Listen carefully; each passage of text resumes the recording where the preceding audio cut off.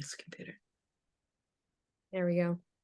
All right. Good afternoon, everybody. Good afternoon, good evening, good morning, wherever you are in the world. My name's Cathy Nesbitt. Welcome to 26 Minutes with Podcasts. This is the podcast to inspire people to lead and talk to the impact makers and those inspired to make the world a better place to be.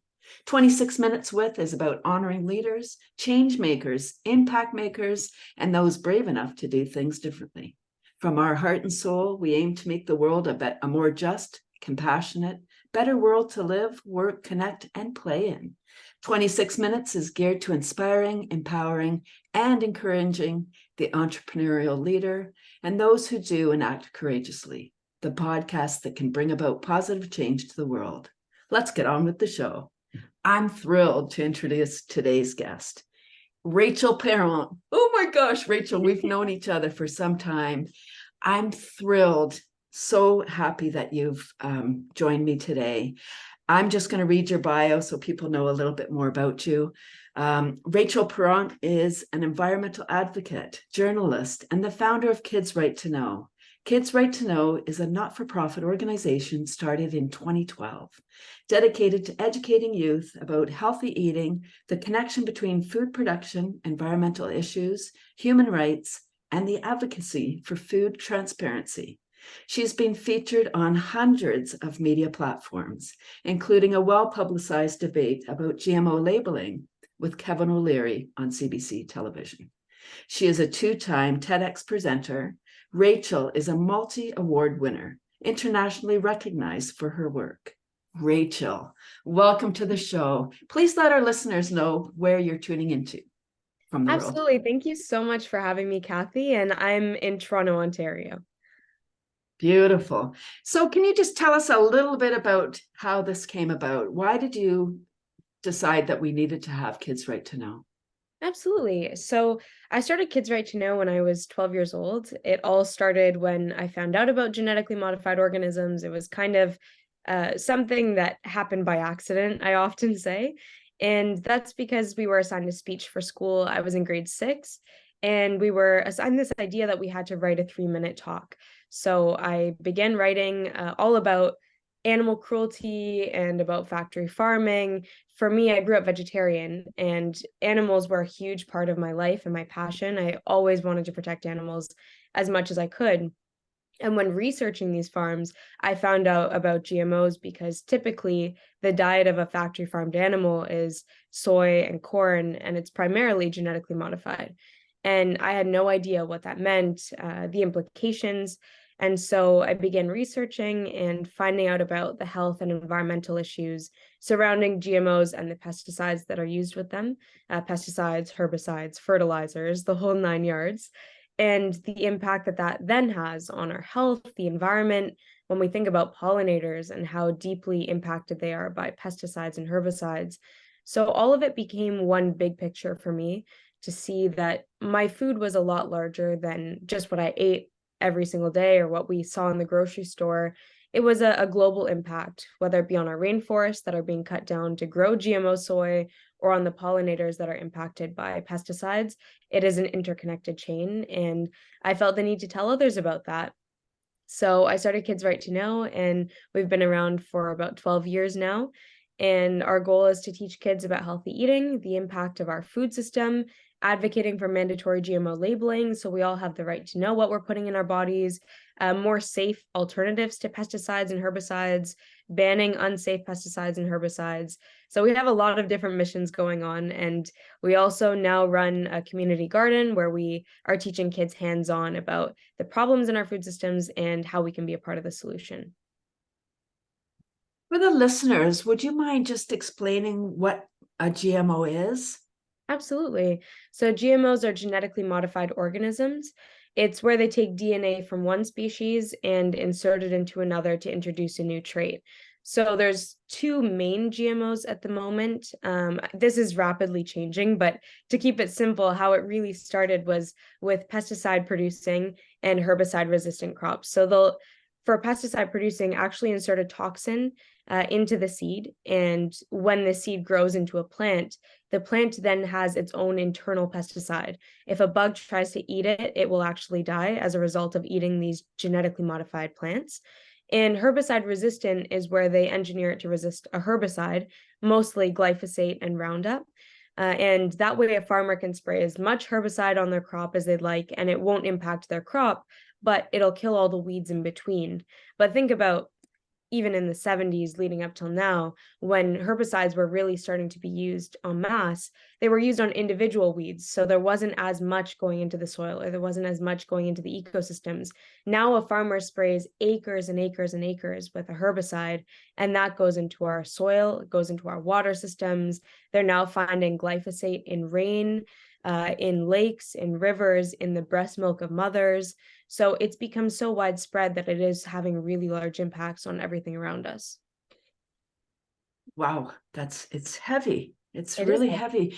heavy. Now I heard, perhaps you can verify or tell me if this is a myth or not, that they were taking like fish DNA and putting it in tomatoes so that the tomatoes, whatever, stay whatever it is, firmer, or whatever it is that it does to the, is that true? Like taking from animals and injecting in plants, is that? Yeah, there was initially that sort of genetic modification happening.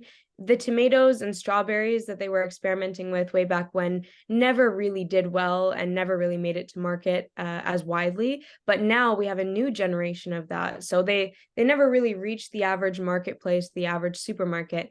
Now is a very different story. There are biotech companies working on genetically modified soy that's spliced with pig genes. And this is to be used in vegan and vegetarian food options because it more closely mimics meat. And so this is the new project of biotech companies, is targeting plant-based communities.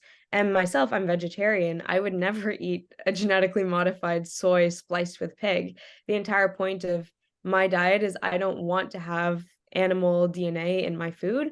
And I also don't trust big biotech companies to genetically engineer and patent these seeds and have our best interests in mind. So GMO, genetically modified seeds, do they reproduce? Can we harvest those seeds at the end of the year? And are they like regular seeds? So there are terminator seeds that the actual seed itself will no longer produce. The average GMO is not a terminator seed. They can still reproduce, but farmers are not allowed to save these seeds because they are patented. And so the contracts and the goals of genetically modified seeds is to repurchase year after year. And this is really different from traditional agriculture, where really seeds are passed on from generation to generation. They tell a story, they tell a history of traditional and indigenous peoples. For instance, in Brazil, a huge issue that has been seen is that the introduction of GMO seeds and gene edited seeds was put in 2018. And since then, a third of all traditional corn has been contaminated. And so it's having huge impacts. Even if farmers aren't wanting to grow GMO seeds, they're being contaminated by their neighbors, by those who are growing gene edited and GMO seeds. And farmers then aren't allowed to save them because they are contaminated. The other problem is that a farmer that's contaminated could also be sued for patent infringement because technically these are owned property by corporations. So farmers are not allowed to save genetically modified seeds. And if your crop happens to be contaminated with GMOs, you are liable to lawsuit. And this is a huge problem. So with gene, you just mentioned another term, gene editing. Is gene editing a form of GMO, or can you talk about gene editing? So gene editing is the new class of GMOs, and this is something that a lot of people are very concerned about. Gene editing is slightly different than traditional GMOs in that they're not taking foreign DNA from, like we were mentioning, the pig splicing or even toxins to make it an internal pesticide. They don't do that. They just manipulate the DNA within the seed already to increase certain characteristics, decrease certain characteristics. They can turn on or off switches to create certain traits or delete certain traits. And this has its own dangers because, of course, there's always problems that are unknown with genetic mutations. But the other problem is that, again, it's patented, and we simply won't know what is cross-pollinating and what isn't. And one of the biggest problems now is that the Canadian government decided to deregulate all new gene-edited foods. And so, despite the fact that they're patented, they are genetically manipulated, the government will no longer have to do any safety checks. They do not have to oversee any of the safety. We are leaving safety completely up to the corporations that are making the product. And beyond that, the corporations no longer have to tell the government what they are genetically modifying. They don't have to tell consumers what they are genetically modifying, and they don't have to tell farmers. So imagine a farmer is just buying seeds and they don't realize the seeds they're buying are gene edited, and that contaminates their neighbor's field. Just think of the consequence that could have on farmers alone, without even considering the environment. If we're releasing gene edited varieties that we don't know what's being released because of this new regulation, it could contaminate natural varieties that are already out there. We have natural mint that can, in fact, cross-pollinate with certain varieties of mint. So if we're releasing mint or different types of seeds that could cross-pollinate with natural varieties, we have a really big issue on our hands for biodiversity. Talking about biodiversity, what is GMO and gene editing? How is that affecting our heirloom and, the diversity of and the variety of products that are available now, the crops? I kind of like to think about seeds as people. We are all unique. We're all individual. We all have our own genetic sequences, our own fingerprints that make us different from everybody else. Seeds are similar. They've all developed in their own way. There's classes within seeds, and there's hundreds of thousands of varieties that we don't see on the daily basis. When we go into a supermarket, we maybe see 6 varieties of the basics. We see tomatoes, we see celery, but within those, you're only seeing one variety. There are hundreds of thousands of varieties of each of these vegetables. And when we are putting out gene edited and GMO seeds into nature and they cross pollinate, it's genetically contaminating all of these other varieties that are out there. Now, let's say an organic farmer is growing an heirloom tomato, or let's keep it to corn since tomatoes aren't widely out yet. So let's say a farmer is growing traditional indigenous passed down corn, and a farmer next door is growing genetically modified corn, and they cross pollinate. The farmer that had this traditional corn is now contaminated, and it's no longer the same as it was for generations and generations. It's basically deleting the story of the seed, and it is becoming a contaminated corporate seed that was invented to make more profit. Wow. That's it's a little bit shocking. Not I know, so traditionally, traditionally what farmers would do, they would have, say, corn. They would have their ear of corn or their cob of corn and say, pick the good cob and say, this is a good one. I'm going to save the seeds from this one. So that's how that went in conventionally or traditionally. And now now they have to buy it every year if they're using GMO. Oh, yeah. So this is so informative about GMO, but let's move on to community gardening, because I think that's really hopeful, because it is something that we can do at the grassroots level. Community gardens are cropping up, haha, all over the place, and thank goodness they're expanding as people. I think with the time that we're in, with our shutdown, people became aware that in Canada we're very food insecure. We were before 2020. We import a lot of our food. So talk about your community garden initiative for a moment. Yeah, absolutely. I think to preface this, I think community gardens offer a lot of hope. They offer a lot of positivity to communities, but collectively, we do all have to stand up to protect the seed itself, because the seed is more under attack than ever. And with these new issues of gene editing and the mass release of gene edited seeds, even our community gardens, even our personal gardens, all organic farming is under attack.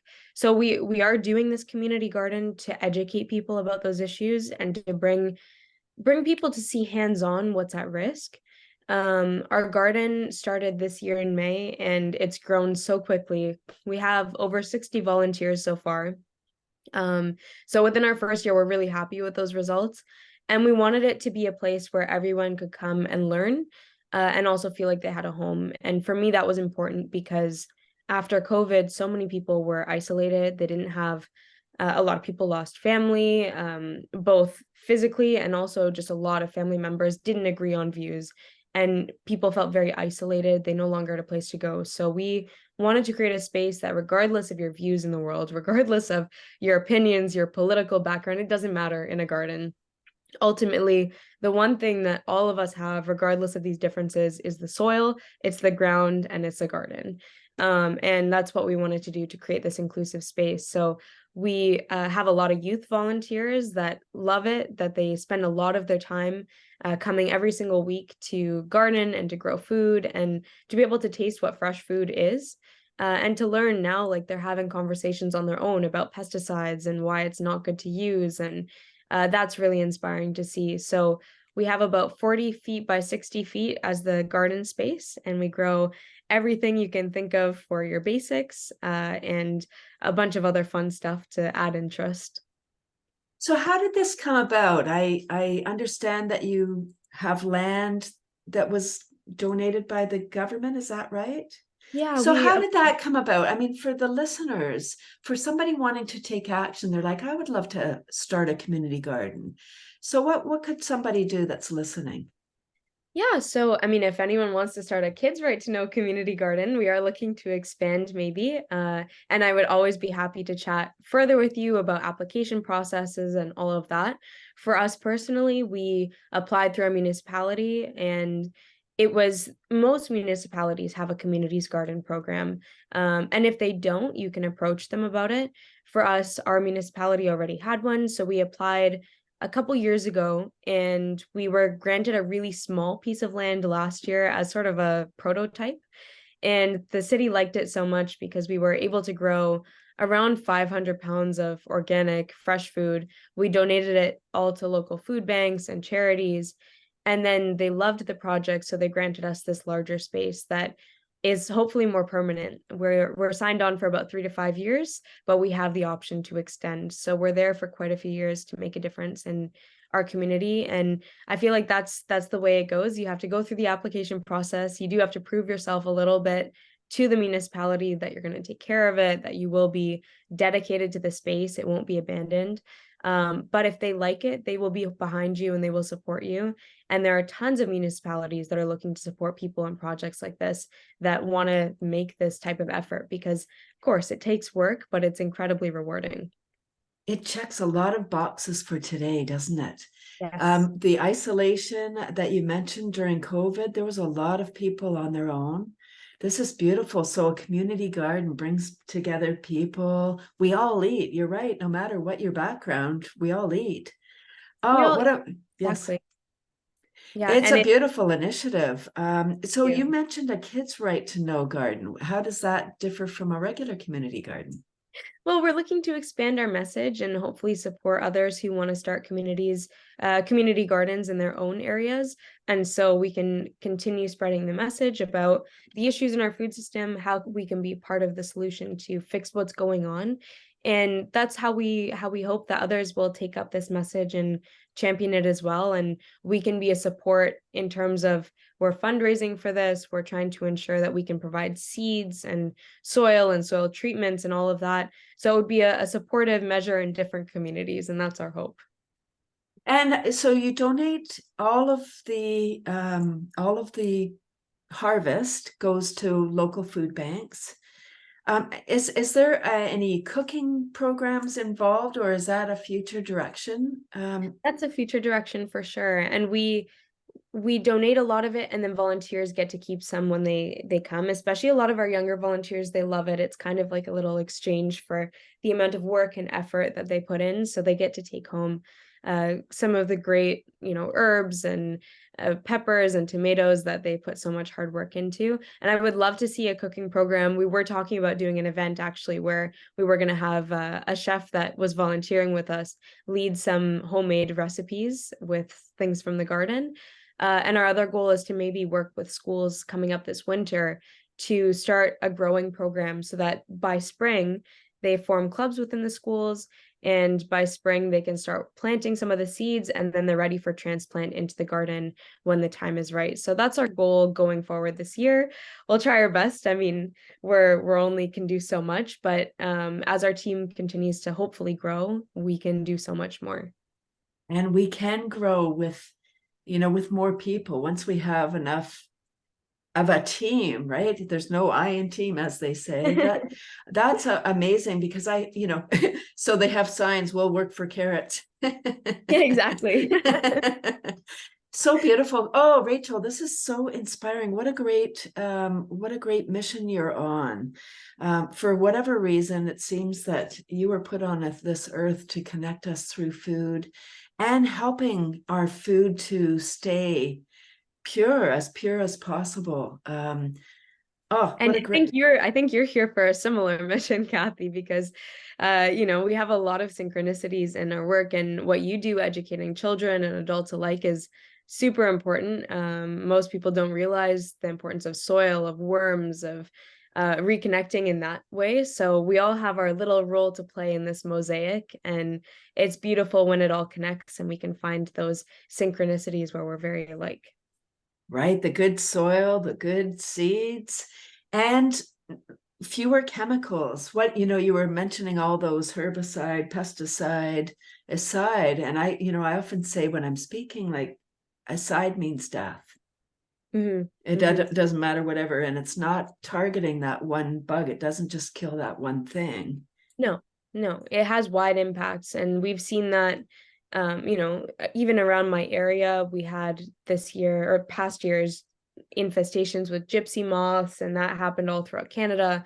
And how we've seen that impact, just on a personal note, whether this is something that's widely observed or not, the amount of monarch butterflies, the amount of bees was drastically decreased after wide spraying. And so it is happening. We see monarch decline incredibly happening in relation to pesticide and herbicide use. There's been a 90% decline in the past few decades of monarchs. And bee colony collapse is at an all-time high with the use of neonicotinoids, which is a class of pesticides, and glyphosate. They both confuse the bees, and they're not able to make it back to the hive, and they end up dying. And bees are so vitally important. I mean, 1 in 3 bites of food is due to a bee. So without our bees, our food supply is incredibly impacted. And that's why we have to start standing up against, it's a whole corporate food system of violence. It really is violence against our earth. It's violence against our ecosystems. And we need to start moving towards more peaceful systems that connect us with the ground, connect us with the food, and preserve our world and biodiversity for our next generations. Absolutely. And when we're working together in the soil, as you were speaking, I was thinking, my goodness, when we're in the soil, we're not on our technology. We're totally connected on an in-person, wonderful, a whole different way than online with the screens. It's quite incredible. I recently heard about, you were talking about the bees and the pollinators, that they're coming up now with mechanical pollinators. Do you know about that? Can you? Yeah, I've heard about the robotic bees, and there are robotic pollinators coming out. And I just think it's sad. I think this is something that I struggle with internally. Yeah, you could say, oh my goodness, it's an amazing solution. But the problem is that what's killing the bees are the same corporations that are trying to come up with the solutions to the problems they created in the first place. Instead of coming up with robotic bees, save the real bees. There's a reason that bees exist. There's a fragile, delicate ecosystem that exists for a reason, and it props up all life, including ours. And without real bees, I mean, our ecosystems are drastically impacted. Yeah, robotic bees, maybe they can help pollinate tomatoes on farms, but it's not the same as the real thing. And rather than investing millions of dollars to create these bees, let's solve the real problem. Let's go down to the root cause and address that, instead of trying to make more money off of creating robotic bees. Great answer. That was awesome. I It's so wanted to. frustrating. It's really frustrating. It seems so simple. You're right. We look at a lot of things in our world and we say, wow, what a great solution that is. without looking at the implications of all of that. You know, I'm in waste management. So people say, oh, I just put it at the curb, you know, when we talk about the green bin program or organic waste collection. And it's like, there's no away, people. Like the magic truck doesn't come and take it away. It takes it to another place that's still our planet. Yeah. But I wanted to, you know, for anyone that's listening that would like to get more involved, how could people, you know, I think that with these different bills that come out, different, you know, people say often, I'm not involved in politics. I don't, you know, I'm not interested. Can you just say how people could be more involved? Because when these bills get passed, they're passed, and it's more challenging to reverse something than to prevent it from going through. Yeah, 100%. I think this has been a fault. I mean, of course, we weren't always aware of what was happening before COVID, but I do feel even myself, I got addicted to my phone, to technology over the pandemic. I mean, there was nothing, in a lot of ways, there was nothing to do. And so a lot of people, including myself, I'll admit, ended up having problems with that. And it's easy to find distraction in front of us when we have an addiction to our phones, to this fast-paced life where everything is instant gratification, social media, TikTok. You don't like this video, you swipe to the next one every 2 seconds. And it's created, I feel, a distraction in all of our minds. We have to be awake and aware and vigilant more than ever, because it really is a matter of our lives and how our lives will be. Our lives are dependent on what bills are being passed, and um, it does impact our quality of life. So these new bills and regulations that are being changed constantly, we have to be aware, and all of them are listed on government websites. You can take a look at parliamentary resources and see what bills are in motion, how far along they are, if they've reached the first, the second, the third Senate hearing. You can take a look at all of that. Anybody has access to that. The other thing is, if you see an issue in a bill that you are concerned about, start a parliamentary petition. It's pretty easy to start parliamentary petitions. We've done it before. And if you don't see a petition that's already related to what you're wanting to do, you can contact an MP that you think would be sympathetic to the cause, or your local MP, and you can ask them if they would help you to start a parliamentary petition. And that way, it's a petition going directly to the government. It's not like change.org or one of those where it is a degree of separation and they may not take it as seriously. This is directly within the government petitioning a specific cause. And I believe it has a lot more power when we take action like that. So those are some tips that you can use to try and take more action. The biggest thing is be awake and aware and do research and keep an eye on what's coming out in our food system. There's more and more that's coming out with gene edited foods, and it's incredibly scary. And it's important to be as researched as we possibly can. There's lots of resources out there, the Non-GMO Project, food safety, Center for Food Safety, sorry. There's lots and lots of organizations that are working on these issues. Great, wonderful, wonderful information about how people can get involved, and very important, please get involved. One last question. I just wanted to ask what the response has been from some of your young volunteers to not being on their technology. When you're in the garden, you have to put your phone away. Have they, like, because I know young people today are really attached to their phones. It is an addiction. Yeah. Have they, what has been the response? I think that the people that we are attracting are naturally inclined to want to be a part of our earth, but not a lot of them necessarily knew anything about gardening going into this. Like, we had a lot of volunteers that have never grown anything before. They've never had to spread manure into the soil before, or, do some of the funky things that come with gardening. And I think that that was an eye-opening experience for a lot of them, but also for myself. Like, it's been wonderful watching the transformation of some of the people, young and old, in our garden. And I think it's easy for people to put down the phones when they're in a really caring and loving space that's fun. Like, of course, if it's boring, we're naturally going to be wanting to be on our phones because it's that gratification. It's easy, it's entertaining. But the garden is entertaining. It's fun.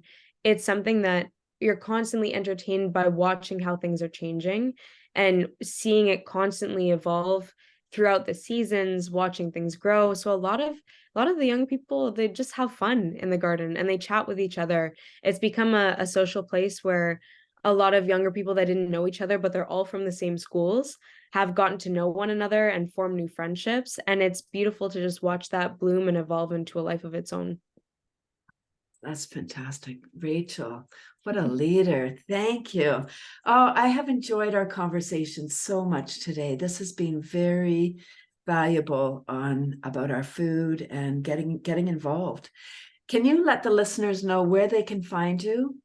Absolutely. So our website is www.kidsrighttoknow.com. So you can find out all of our information there. Our email is there. It's info@kidsrighttoknow.com if anyone needs it. In terms of social media, I'm on Instagram, Twitter, Facebook, wherever you have your social platforms. So my Instagram is at Rachel's News, same as Twitter. And Facebook, you can find Kids Right to Know and Rachel Parent. Wonderful. What a leader. Oh, I hope you enjoyed this episode, everybody. Please like, subscribe, share, comment. And if there's something that you would like to know about on this podcast, please send us a note and we'll be happy to get an expert on that topic. Rachel, thank you so much for your time today. Have a great rest of your day. Thanks for having me, Cathy. It's been amazing.